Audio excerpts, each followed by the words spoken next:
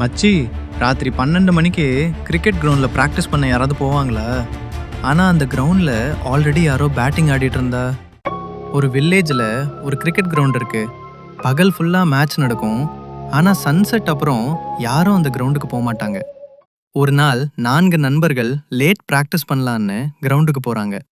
IPL வரல, ஆனால் attitude மட்டும் ஐபிஎல் லெவல். டைம் 12 ஆகுது. சடன்லி பிக்ஸ்ல இருந்து சவுண்ட் கேட்டது. டக் டக். அவர்கள் பார்த்தா பிக்ஸ்ல யாரோ பேட்டிங் பிராக்டிஸ் பண்ணிட்டு இருந்தாங்க. ஆனா ப்ராப்ளம் என்னன்னா, அவன் கால்கள் தரையையே தொட்டிருக்கல. ஒருத்தன் கரேஜ் எடுத்துக்கிட்டு பால் போடுறான். கோஸ் 6 அடிச்சது. அதுக்கப்புறம் கோஸ் ஸ்லோவா திரும்பி கேட்டது. நெக்ஸ்ட் ஓவர் யார் பவுலிங்?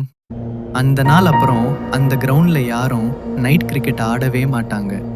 ஆனா அந்த கோஸ் மட்டும் இன்னும் பிராக்டிஸ் பண்ணிட்டு இருக்கான். ஐபிஎல் செலக்ஷனுக்காக இருக்கலாம். இதுதான் டீகோட் மாஃபியா. மறைந்திருக்கும் ரகசியங்களை நாங்கள் டீகோட் பண்ணுவோம். அடுத்த வீடியோல இன்னொரு டார்க் சீக்ரெட்டுடன் சந்திப்போம்.